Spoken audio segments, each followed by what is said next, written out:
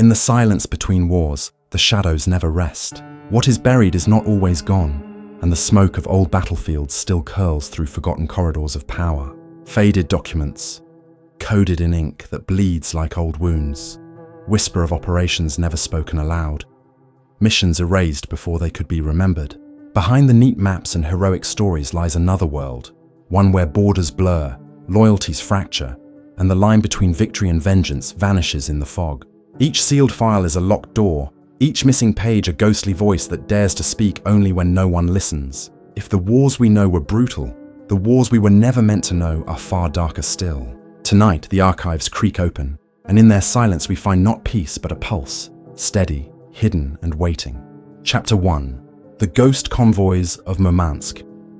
In the unforgiving Arctic seas, between 1941 and 1945, a lifeline of Allied convoys carried supplies to the Soviet Union under the most hostile conditions on Earth. Designated the Murmansk and Archangel routes, these convoys sailed through waters patrolled by German U-boats, the Luftwaffe's long-range bombers, and surface raiders operating from occupied Norway.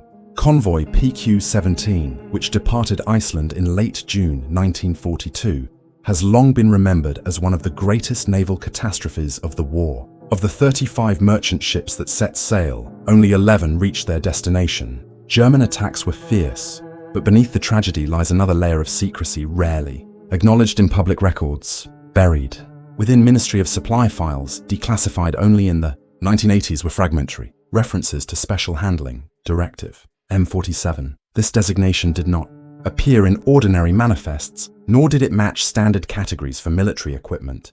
The files hint at containers offloaded at Murmansk, not logged as lend-lease cargo. Witnesses from PQ-17, interviewed decades later, recalled armed escorts positioned near specific crates aboard merchant vessels. One sailor described armed guards from the Royal Military Police carrying orders to fire on anyone attempting to approach the sealed cargo. He assumed at the time that these were gold shipments or diplomatic valuables, yet post-war testimonies suggest otherwise. Documents from the Soviet archives, uncovered after 1991, reference deliveries of non-conventional origin, arriving through Murmansk in 1942 and 1943.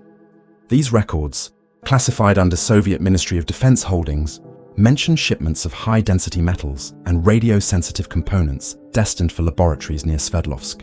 Though the wording is deliberately vague, Western analysts believe these phrases indicate early transfers of uranium ore and experimental radar jamming devices. The British, facing the desperate need to maintain Soviet resistance on the Eastern Front, may have quietly agreed to supply technology well beyond the advertised scope of the Lend-Lease program. The timing is significant. In 1942, the Manhattan Project had only just begun consolidating its scattered research across the United States. At the same time, Soviet intelligence agents were actively infiltrating Western nuclear programs. If Directive M47 included raw uranium or prototype detection equipment, its delivery to Soviet territory suggests a covert bargain struck at the highest levels. The files do not clarify whether Churchill himself authorized the transfers, but several memoranda in Foreign Office correspondence include handwritten annotations urging absolute discretion in reference to M47 consignments, Convoy PQ-17s. Destruction has also been reinterpreted in light of these findings. German records detail radio intercepts of Allied transmissions that suggested the presence of unusually valuable cargo. While the Reich never learned the true nature of the shipments, intercepted messages may have fueled Admiral Raeder's insistence on committing major surface units, including the battleship Tirpitz, to the pursuit. The Admiralty's panicked order to scatter the convoy left ships carrying M47 crates vulnerable. Whether those crates were lost at sea or later retrieved by Soviet salvage teams remains uncertain. Reports from Murmansk indicate that several sealed containers did reach port despite the carnage, transported immediately onto Soviet trains under NKVD supervision. The secrecy surrounding these shipments extended long after the war. In 1953, a British parliamentary inquiry into convoy losses was quietly instructed not to request Ministry of Supply manifests. The surviving files had been deliberately redacted, with page after page marked "withdrawn for security reasons." A retired Foreign Office clerk, interviewed in the 1970s, claimed that a directive from Whitehall ordered the destruction of all cargo manifests concerning Arctic special transfers. His statement, though unverifiable, aligns with the patchwork nature of the surviving record. The human cost of the Murmansk convoys has often overshadowed the clandestine dimensions of the supply routes. Sailors endured sub-zero temperatures, constant threat of aerial attack, and the knowledge that few convoys survived intact. Yet within their ordeal lay a darker truth. Some were unknowingly guarding shipments whose existence their own governments denied. A Norwegian fisherman interviewed in 1964 described witnessing Soviet trucks waiting at Murmansk docks, collecting sealed crates before any Allied personnel could inventory them. The Soviets refused assistance in unloading, and NKVD officers threatened anyone who approached. They were not food, not tanks, not airplanes, the fisherman insisted. These were things the Russians did not want anyone to see. By the Cold War era, the mystery of Directive M47 had become a point of quiet contention between Western intelligence agencies. CIA files declassified in the 1990s show analysts attempting to reconstruct the contents of the shipments through fragmentary intercepts and Soviet archival leaks. One report from 1958, titled Potential Anglo-Soviet Nuclear Collaboration, 1942 to 1943, speculated that the British may have underestimated the long-term consequences of supplying materials tied to nuclear physics. The conclusion was chilling. If even a fraction of M47 involved fissile material, the Soviet atomic program may have advanced faster than Western leaders realized. Another thread concerns electronic warfare. German sources mention the capture of Allied radar equipment in 1943 near Kharkov that appeared unknown to our technical officers. The equipment may have originated from Murmansk convoys. If true, then Directive M47 also functioned as a covert intelligence sharing channel, handing Moscow tools that would later be turned against Western aircraft in Korea and Vietnam. Despite decades of speculation, the truth remains elusive. Survivors of PQ-17 and other convoys took their knowledge to the grave, often refusing to speak even in private. Some hinted at cargo too important to question, while others suggested the secrecy had less to do with technology and more to do with political leverage. Stalin may have demanded the shipments as proof of Allied loyalty, threatening separate negotiations with Hitler if his demands were unmet. In this interpretation, Directive M47 was not only a logistical operation, but also a geopolitical insurance policy.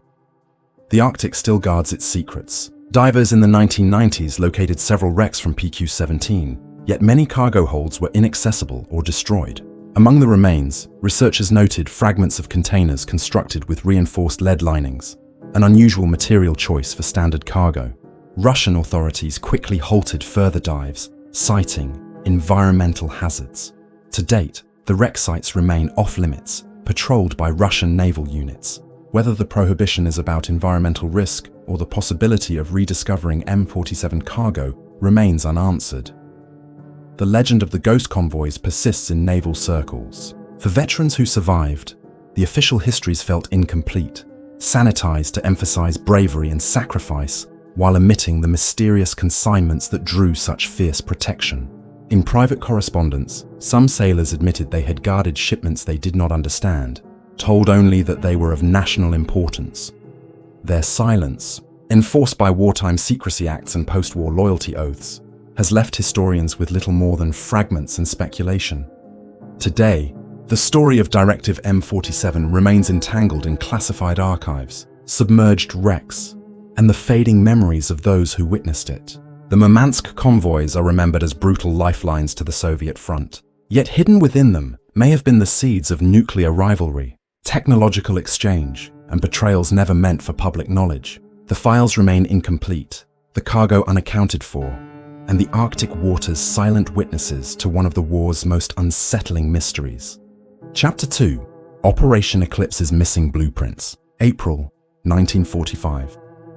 The Reich was collapsing, yet Allied command feared that Hitler's scientists could still unleash weapons that might prolong the war. Under Operation Eclipse, the British and Americans devised a plan to capture Berlin before the Soviets, securing research facilities, records, and high-value personnel. But while Soviet forces surged through Poland, Anglo-American units were ordered into Thuringia, targeting industrial towns such as Gotha, Arnstadt, and Ohrdruf. In these areas, the Reich had concealed factories, test grounds, and underground facilities critical to advanced weapons development. On 10th of April 1945, a reconnaissance patrol from the 89th Infantry Division approached the outskirts of Gotha. Within the ruins of a bombed Messerschmitt assembly hall, the Americans uncovered access to a subterranean annex. The facility was guarded not by ordinary soldiers but by Waffen-SS engineers armed with demolition charges. When questioned, prisoners admitted their orders were to destroy important plans if capture became unavoidable. Only quick intervention by US engineers prevented the tunnels from being collapsed entirely. Once inside, the troops discovered stacks of technical documentation bearing the stamp Project Schwalbe, a codename absent from any surviving German industrial registry.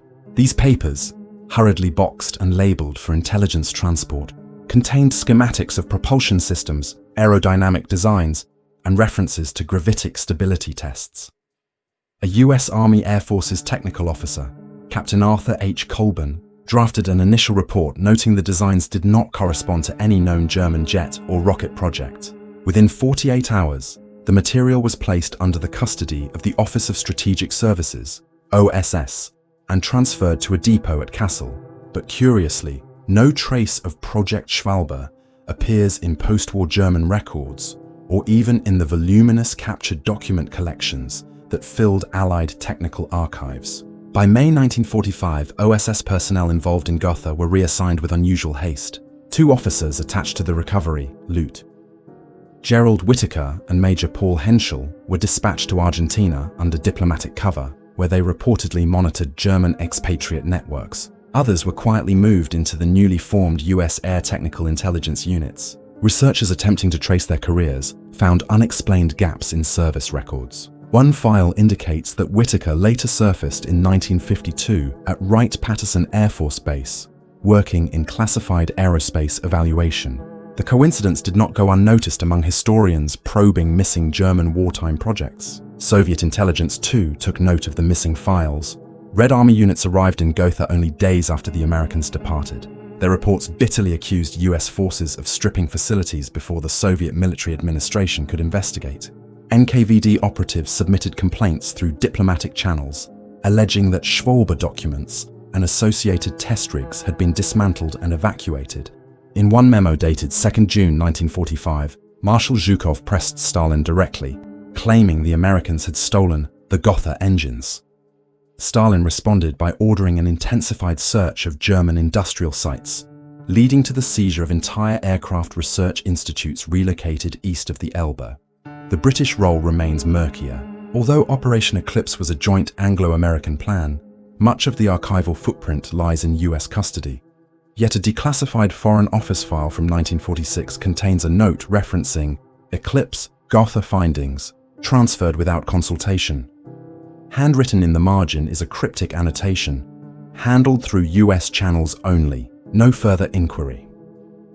Some historians believe this suggests a deliberate policy of withholding sensitive materials from the Soviets, even at the cost of straining alliance relations. The question of what Project Schwalbe represented continues to haunt military historians. The technical drawings describe propulsion principles alien to conventional jet turbines. Certain diagrams sketch circular intake assemblies, unusual in known German designs. The accompanying notes included calculations referencing negative lift vectors and counter-rotational fields. Skeptics argue these notations may reflect incomplete or speculative research, the desperate imaginings of a collapsing regime. Others suspect that the papers were prototypes for advanced ramjet or hybrid propulsion systems, precursors to Cold War aerospace innovations. By the 1950s, whispers of the Gotha find began circulating among intelligence insiders. In 1957, a Rand Corporation analyst drafted a classified memo linking early propulsion concepts from German sources to experimental US Air Force projects at Edwards Air Force Base. Though the connection remains circumstantial, the timing is striking. Several black projects in the 1950s pursued radical propulsion technologies, many without clear origin in published scientific literature. If the missing Gotha files were indeed absorbed into these programs, their disappearance from historical archives was intentional. Meanwhile, Soviet archives provide tantalizing confirmation of the Americans' lead. In 1946, a GRU report warned that Western forces have seized unusual aircraft designs from Thuringia, depriving us of critical knowledge. The report's cover sheet bears the signature of Lavrenti Beria, Stalin's security chief, indicating the matter reached the highest levels of Soviet leadership. Yet despite exhaustive Soviet investigations, no copies of the Schwalbe blueprints ever surfaced in Moscow's holdings. This absence only strengthens suspicion that the Americans alone retained them. The erasure of Project Schwalbe from official record-keeping was meticulous. When German scientists were interrogated under Operation Paperclip, none admitted knowledge of the codename. Even those who had worked in Gotha claimed ignorance, insisting the Messerschmitt plant was used solely for assembly. Post-war interviews with local residents, however, describe night transports of equipment removed under SS guard, destined for hidden test ranges in the Thuringian forest. Some spoke of strange aircraft silhouettes glimpsed against the sky in 1944, though such accounts are impossible to verify. The last surviving reference in US custody appears in a 1946 Air Technical Intelligence Center memorandum labeled Schwalbe, Materials Transferred. The memo notes the files were moved to Section Z, Right Field, further indexing suspended. After this, the trail vanishes. No subsequent documents carry the codename. Researchers petitioning for declassification throughout the 1970s and 1980s were told no such project ever existed. Yet testimonies from former Air Force contractors hint at German files from the war forming the basis for experimental propulsion studies still concealed under secrecy orders. The fate of the blueprints raises troubling questions. Were they destroyed, hidden, or integrated into black projects? The Cold War environment offered strong incentives to conceal any evidence of technological transfers that might contradict official narratives of indigenous American innovation. The Soviets, denied access, built their own jet and rocket programs through brutal exploitation of captured German scientists. But in the West, the vanishing of Project Schwalbe suggests an alternative path. A stream of knowledge siphoned directly into classified channels, scrubbed from the historical record. For historians, the absence of documentation is itself a form of evidence. The files taken from Gotha were real, acknowledged in field reports and intelligence correspondence. Their sudden disappearance cannot be explained by clerical oversight.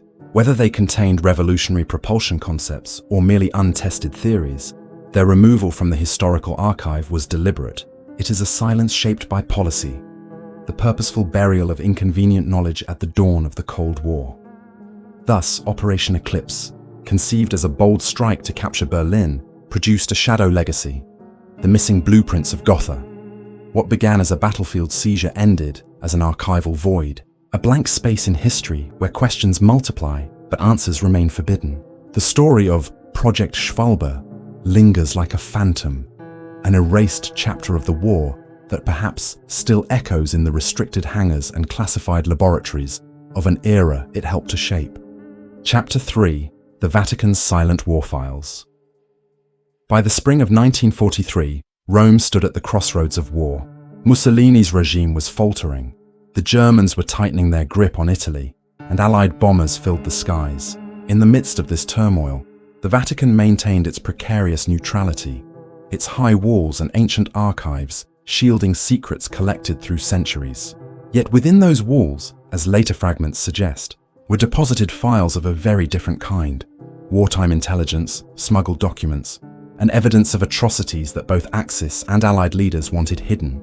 The story begins in occupied Italy, where partisan groups with codenames Fratelli and Caravaggio operated clandestinely around Rome. Their mission extended beyond sabotage. They intercepted communications, raided couriers, and secured incriminating documents from abandoned German posts. In August 1943, as German forces prepared for full occupation following Mussolini's fall, these groups transferred a cache of intercepted SS memoranda to Vatican contacts. The documents described operations in the Balkans, mass executions in Croatia, chemical warfare testing on civilians in Salonika, and the deportation of Jews from northern Greece. According to scattered references in post-war Italian archives, these materials were delivered to the Jesuit Curia for custodial secrecy. The Vatican was not a passive observer. Archbishop Luigi Maglione, Secretary of State, reportedly instructed clerics to catalogue the files under an internal system disguised as theological correspondence. Entries such as Epistola ad Corinthios Volem Vasecu served as coded labels for entire folders detailing German war crimes.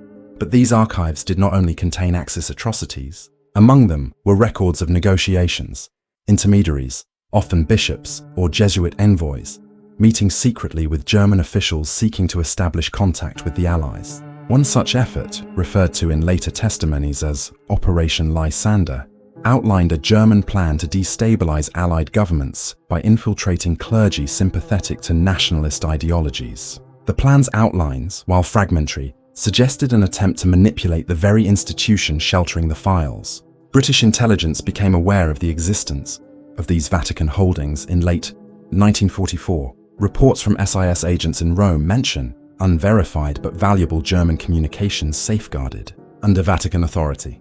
Attempts to request access through diplomatic channels were rebuffed. The Vatican insisted on neutrality. Still, in January 1945, an OSS officer named Robert A. Graham recorded in his diary that Vatican officials privately shared summaries of Balkan atrocities, but withheld the originals. He concluded that the Vatican feared retaliation by both Axis remnants and future Allied tribunals. The implication was clear. Rome possessed files neither side wanted publicly exposed. The disappearance of these records began almost immediately after the war. In 1946, British Foreign Office correspondence references a Vatican file transfer, no catalogue issued. What exactly was transferred, and to whom, remains unknown. Italian intelligence officers later claimed that certain dossiers, particularly those relating to Yugoslavia, vanished during Allied occupation. One explanation is that the files implicated not only German officers, but also collaborators among Catholic clergy in Croatia and Slovenia, whose exposure would have embarrassed the Vatican and destabilized post-war settlements. The files may have been deliberately withheld to preserve the Church's moral authority in a shattered Europe. The rat lines, clandestine escape routes for Nazi officials, further complicate the picture. Declassified CIA papers from the early 1950s acknowledge Vatican channels in assisting German émigrés to South America. Though the Vatican's involvement was officially humanitarian, the overlap between lost files and ratline beneficiaries is striking. Several SS officials implicated in the vanished Lysander records reappeared in Argentina and Paraguay, sheltered by networks that operated through Italian monasteries. Whether the suppression of these files was coordinated to facilitate such escapes remains a matter of speculation, but circumstantial evidence abounds. Testimonies from within the Vatican itself lend weight to the claims. A Jesuit historian, Father Robert Leiber, admitted privately in the 1960s that materials concerning war crimes were locked away with orders not to disclose. Another scholar, granted rare access to the secret archives in 1972, noted gaps in catalogue sequences from 1943-1946. When asked, Vatican archivists replied only that the files were relocated for conservation, yet no record of their relocation has ever surfaced. The stakes of these suppressed documents were geopolitical as well as moral. The Allies, eager to stabilize post-war Europe, were reluctant to publicize further atrocities that could inflame tensions in Yugoslavia, Greece, or among Catholic populations in Italy. The Soviet Union, meanwhile, accused the Vatican of sheltering fascist sympathizers, a claim partly supported by the vanishing of incriminating files. In the propaganda war of the early Cold War, silence served multiple masters. The truth, once sealed within Vatican walls, became a casualty of necessity. There are tantalizing glimpses of what may have been lost. In 1995, Italian journalist Marco Politi obtained access to a misfiled Vatican memorandum referencing Report Lysander, Codex 9b, which described systematic penetration of Catholic parishes by German agents with instructions for post-war influence. The memo contained no details, but its mere mention confirms that at least one Lysander document existed in the archives. If the rest were destroyed, the reasons may have been less about protecting the Church and more about concealing Allied complicity in negotiations conducted through Vatican channels. Such revelations could have undermined the carefully constructed narrative of absolute Allied unity. Eyewitnesses also recalled the existence of photographic evidence. An Italian nun who served as courier between partisans and Vatican officials testified after the war that she delivered rolls of confiscated SS film depicting mass graves in Dalmatia. No such photographs have been seen since. Their disappearance, whether through deliberate suppression or simple misplacement, has fueled speculation that the Vatican holds not only written testimony, but visual proof of atrocities never presented At Nuremberg, the Vatican has remained steadfast in its denials. Official spokesmen insist that no such files exist, dismissing claims as misinterpretations or fabrications. Yet the pattern of missing volumes, unexplained catalogue gaps, and corroborating testimonies suggests otherwise. Historians granted limited access often remark on the peculiar absence of wartime documentation precisely when the Vatican's diplomatic role was most active. As one researcher observed, "It is not what we find in the archives that speaks loudest, but what is conspicuously absent." For those who have pursued the trail, the Vatican's silent war files represent not just a historical puzzle, but a moral reckoning. The documents, if ever released, could illuminate hidden atrocities in the Balkans, clarify the extent of Vatican-German negotiations, and expose networks that aided war criminals after 1945. Their absence continues to obscure our understanding of both the war's darkest crimes and the compromises that shaped its aftermath. To this day, whispers persist among clerics and archivists that the files remain intact, stored deep within the papal secret archives under classifications that conceal their wartime origin. Whether suppressed to protect the Church, shield Allied intelligence operations, or preserve fragile post-war stability, their silence has endured for nearly 8 decades. The Vatican's walls, thick with history, guard not only the relics of faith, but also the most troubling secrets of a world at war, secrets still withheld from the light. Chapter 4: The Siberian Prisoner Exchange Program. In the spring of 1947, a report circulated within the British Foreign Office, raising quiet alarm. Soviet prisoner of war camps east of the Urals remained active, despite Moscow's public announcements of large-scale repatriations. These reports coincided with fragmentary testimonies from German survivors, released after years of captivity, who whispered of comrades never accounted for. Their stories describe camps not on any Red Army ledger, hidden in Siberia, where the most skilled of the captured Wehrmacht and Luftwaffe specialists were separated from ordinary prisoners. What emerged was the outline of a clandestine system, a prisoner exchange program not acknowledged by any government, in which human expertise became the most valuable commodity of the early Cold War. The foundation of the program can be traced to late 1945, when Allied operations such as Paperclip openly brought German scientists to the United States. The Soviets, aware of this transfer, responded by securing their own share of engineers, chemists, and radar specialists. Yet the evidence suggests more than unilateral seizures. An internal memorandum from the CIA, dated September 1948, references controlled transfers of personnel from Soviet captivity to Western custody via neutral mediation. The phrase, buried in bureaucratic language, hinted at exchanges disguised as repatriations. Families in Germany often received forged death certificates, while their relatives quietly disappeared into classified laboratories thousands of miles from home. One such camp, identified in fragmentary Soviet records as Site 12, was located near Vorkuta, north of the Arctic Circle. Survivors recalled a compound unlike standard Gulag facilities. Barracks were clean, food rations marginally better, and the prisoners permitted limited access to drafting tools and workshops. Guards referred to them not as Zeks, but as specialists. Among them were U-boat engineers captured in Danzig, Luftwaffe radar officers taken near Königsberg, and chemical experts originally attached to IG Farben divisions. Testimonies gathered decades later indicate that Soviet officers frequently interviewed them, offering choices: collaborate under supervision, or endure transfer to harsher camps further east. The connection to Western intelligence remains the most disturbing. In 1952, a Swedish diplomat stationed in Moscow reported overhearing discussions among Soviet and American officers during a reception. The subject, according to his notes, concerned the handover of individuals no longer useful in Soviet programs, but of possible value to US projects. Though the diplomat lacked specifics, his account aligns with other hints of barter. Neutral shipping manifests, recently declassified from Finnish archives, show unexplained medical repatriations across the Soviet border in 1949 and 1950. These groups, numbering no more than a dozen men at a time, were never identified publicly. Some were quietly absorbed into American or British technical research centers under new identities. For those who never left Siberia, the conditions remained bleak. Camp registers recovered from Russian regional archives list unknown Germans dying of pneumonia, exhaustion, or unexplained causes well into the mid-1950s. Yet many names do not match German Red Cross repatriation rosters. Families searching for sons or husbands reported silence. Their inquiries met with official denials. The West German government, constrained by Cold War politics, avoided pressing too hard.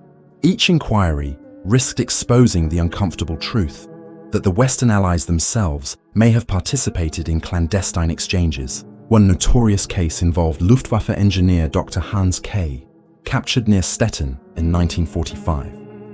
Soviet records indicate he was transported to Vorkuta in 1946. In 1949, his name vanished from camp rolls, replaced by the notation, transferred, Section M. A decade later, American patent applications in advanced radar technology bore striking similarities to diagrams once attributed to his pre-war research. Though no document explicitly links Dr. K to American custody, his family received an official death certificate dated 1947, even as technical papers in Ohio bore his handwriting style. Whether coincidence or evidence of transfer, the implications remain unresolved. CIA and GRU files from the early 1950s provide further clues. A partially declassified memorandum titled Siberian Assets outlines joint concerns about duplication of subjects, suggesting both sides tracked the same individuals. The memo concludes with the chilling line, "Exchange protocols ensure no overlap." This phrasing, stripped of context, implies coordination between adversaries at the dawn of the Cold War. Human lives, erased from public records, became bargaining chips in a shadow economy of knowledge. The Soviets, for their part, integrated many German specialists into research cities such as Azima 16 and Chelyabinsk 70.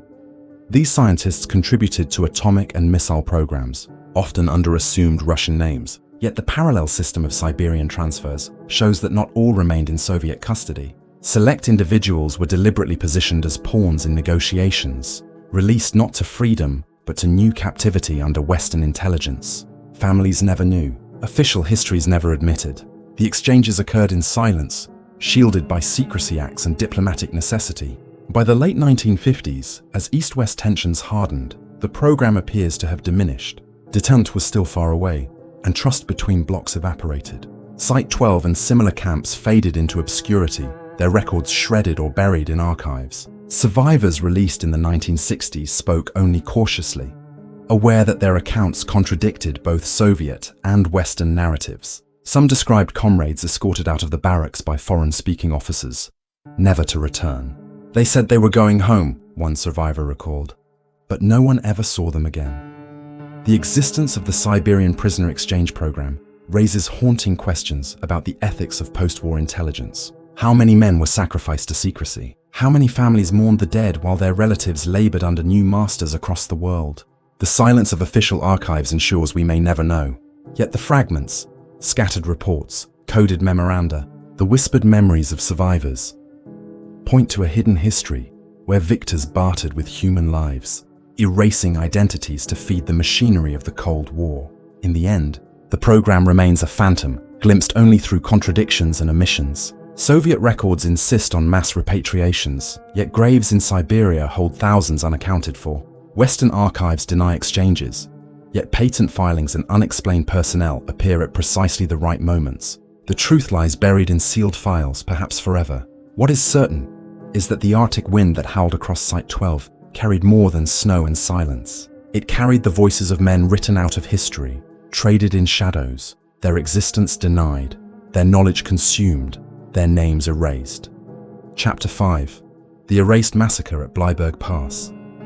On the morning of 15th of May 1945, only a week after Germany's surrender, tens of thousands of soldiers, civilians, and collaborators loyal to Axis powers gathered near the Austrian town of Bleiburg.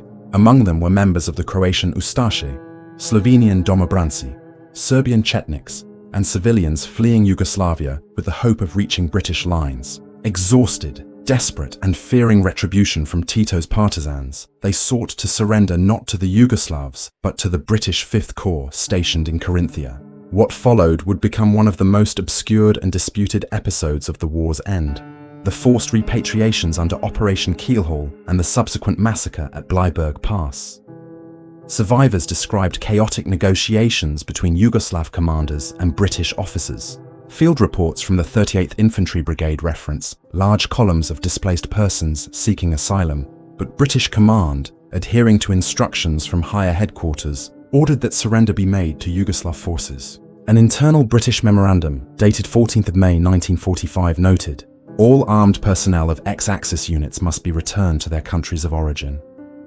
Though bureaucratic in tone, this decision sealed the fate of tens of thousands. Instead of sanctuary, columns of prisoners were marched back across the border into Yugoslavia, often under false assurances that they were being processed for internment. What awaited them was neither processing nor mercy. Contemporary testimonies from villagers along the Drava River recall endless lines of prisoners escorted by partisan guards, many beaten or executed en route. At ravines near Maribor, gunfire echoed nightly as groups were marched off and never seen again.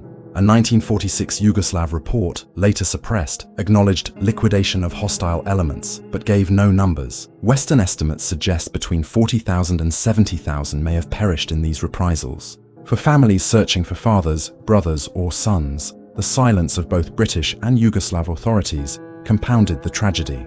The erasure of the massacre began almost immediately. British Foreign Office files concerning repatriations were marked confidential, destroy after reading. Several officers on the ground who objected to the handovers faced threats of court-martial. Captain Nigel Nicholson, later a Member of Parliament, admitted in memoirs that, "We were uneasy, but our orders were clear. Turn them back." The phrase "turn them back" became a euphemism for mass execution, though few in London wished to examine the consequences. By 1947, clerks in the Foreign Office systematically removed references to Bleiburg from war records, citing sensitive Balkan affairs. Yugoslavia, for its part, treated the massacres as state secrets. Archives in Belgrade remained sealed for decades, and partisan veterans were discouraged from speaking publicly. When fragments emerged during the Cold War, they were dismissed as émigré propaganda. Yet accounts from Austrian civilians near Bleiburg told a different story. Farmers described bloodied fields and corpses left unburied for days. One priest in Carinthia, Father Alois Stoger, recorded in his diary that he administered last rites to hundreds of Croat civilians abandoned along the roadside. His diary, confiscated by British occupation authorities in 1946, resurfaced only in the 1990s. The involvement of Operation Keelhaul further entwines the tragedy with broader Allied policy. Under agreements reached at Yalta, all displaced persons deemed nationals of Allied countries were to be returned. In practice, this meant that even those who had fled with families, many with no formal affiliation to Axis armies, were forced back. The British, eager to maintain relations with Tito, enforced repatriations with little regard for individual circumstances. American records reveal parallel operations in Austria and Italy, though none reached the scale of Bleiburg. For decades, the British government denied knowledge of the consequences, framing the event as an unavoidable implementation of Allied agreements. Yet documents that escape destruction tell another story. In 1950, a Foreign Office memorandum classified secret admitted that several columns repatriated in May 1945 were liquidated. The memorandum acknowledged awareness of atrocities but argued disclosure would damage relations with the Federal People's Republic of Yugoslavia. In effect, silence became policy. Families of the missing were left with no recourse, receiving no confirmation of death, only the emptiness of vanished records and evasive answers. In Yugoslavia, survivors whispered of the death marches. Prisoners, including women and children, were forced to march hundreds of kilometers south toward camps in Croatia and Slovenia. Starvation, beatings, and executions reduced their numbers daily. At Kočevski Rog in Slovenia, witnesses later described prisoners lined along forest pits, shot, and buried in mass graves sealed with explosives. The terrain still bears the scars, sinkholes and collapsed caverns concealing human remains, unmarked and unacknowledged for decades. When villagers attempted to mark grave sites in the 1950s, authorities demolished crosses and arrested those responsible. The political climate of the Cold War ensured the massacre remained buried in silence. The West needed Tito as a buffer against Stalin after 1948, and Yugoslavia leveraged this position to deflect scrutiny. Britain and the United States, unwilling to jeopardize a valuable ally, maintained their silence. Meanwhile, émigré communities across Europe and the Americas continued to demand recognition. compiling testimonies and smuggling reports of atrocities into the West. These efforts, however, were dismissed by mainstream historians until the late 20th century. In the 1990s, with Yugoslavia's collapse, the truth began to resurface. Mass graves uncovered in Slovenia revealed skeletal remains consistent with execution-style killings. Forensic teams identified bullet casings dated to 1945, directly linking them to partisan units. Families who had carried uncertainty for decades now confronted grim confirmation. Still, the role of the British in handing over those prisoners remains contested. Official statements insist they could not have predicted the scale of reprisals, but declassified documents contradict this claim. Warnings from officers in the field made clear that returning men, women, and children to Yugoslav custody meant certain death. The massacre at Bleiburg Pass remains a wound in European memory, not only for its scale but for its erasure. Unlike other war crimes documented at Nuremberg, it was never prosecuted, never formally acknowledged by the governments involved. The British archives continue to withhold key files under exemptions citing sensitive diplomatic relations.